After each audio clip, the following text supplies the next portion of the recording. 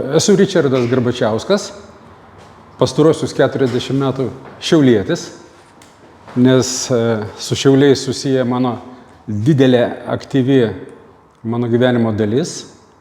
Esu dailės pedagogas didelė dalimi, daug metų dirbau čia Šiauliuose menų fakultete. Ir čia su šita vieta irgi yra susiję daug mano visokių prisiminimų. Nesakau, kad tai labai sentimentalu, tačiau matyt yra kažkokios sąsajos vidinės. Laiks nuo laiko man tenka grįžti vėl į šitą vietą. Šį kartą grįžau ne kaip pedagogas, bet kaip tapytojas, kūrėjas.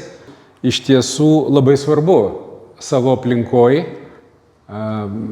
pasirodyti su savo kūrybiniais darbais. Tai labai įpareigoja, nes mums atrodo, kad gal mumis mažai kas domisi, tačiau man atrodo, kad aplinkiniai žmonės nenori seka mūsų kūrybinį kelią. Taip tikiuosi bent jau, kad taip yra. Norėtųsi taip, kad tai būtų. Pastaruosius metus, tai yra maždaug nuo 2010-2011 metų, aš aktyviai nėriau į kūrybą, atsitraukdamas nuo pedagoginio darbo intensyvaus, nors likau rėme tada. Ir pastaruosius metus skiriu daug kūrybiniam ieškojimam įvairiem. O ypatingai dabar pastaruosius kelis metus, po pandemijos, jau kada aš nesu įsipareigojęs dirbti pedagoginio darbo, aš visas pasinėriau grinai į kūrybą ir labai džiaugiuosi, kad galiu tam skirti daug laiko. Palyginus daug laiko ir dėmesio. Dalyvauju įvairiuose pleneruose, užsienio parodose, tarptautiniuose projektuose Lietuvoje gal ne tiek, bet įvairiuose parodose užsienyje personalinės parodos buvo mano nemažos, bendrosios parodos. Tai labai džiaugiuosi, kad ir Lietuvoje, laikas nuo laiko kažkaip tai tenka sudalyvauti. Tarptautiniai plenerai, tai yra šiuo atveju, nežinau, ar šitą plenerą galima vadinti pilnavertiškų tarptautinių plenerų, tačiau tuose dažnai būnu tarptautiniuose ir nebūtinai tarptautiniuose, tačiau tarp gerų profesionalų menininkų ir tiesiog suvokiu, kad yra gera galimybė pačiam net ir kažką atnaujinti savo žinias, pasimokyti kažko, gauti naudingos informacijos, gauti naudingų kažkokių įgūdžių.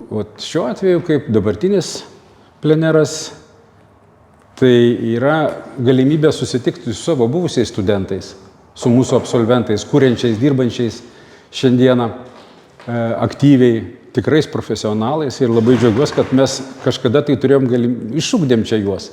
Čia buvo tokia nebloga vis dėlto ta kalvė menininkų.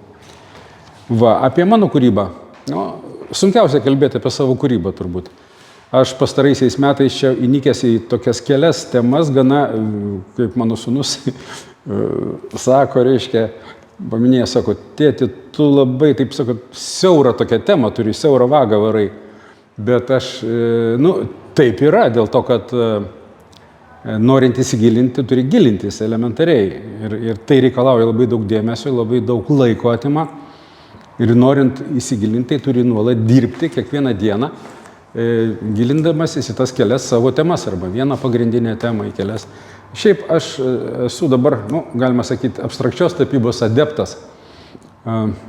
Perėjau nuo figūrinių savo paveikslų, kuriuos aš dar kūriau po akademijos, tai turėjo man labai didelį įtaką akademija, kaip ir visiems turbūt studijavusiam Vilniaus dailės institute, tai yra akademijoje. Ir tas šleifas dažnai ilgai užsitęsė, keliolika metų. Pirmieji mano bandymai tapybiniai tai buvo su figūriniais ieškojimais, apie žmogų, apie moterį, apie dailę gražią figūrą ir jos vietą mano kūrybai, tapyboje apskritai. Kol aš supratau, kad man lyg ir jau užsivėliau, gal atsibodo, gal norėjosi naujų kažkokių ieškojimų ir kada nepriklausomybė jau prasidėjo, tai atsirado galimybė gauti informacijos iš vakarų, vykti į vakarus, organizuoti savo parodas, ieškoti naujų kontaktų.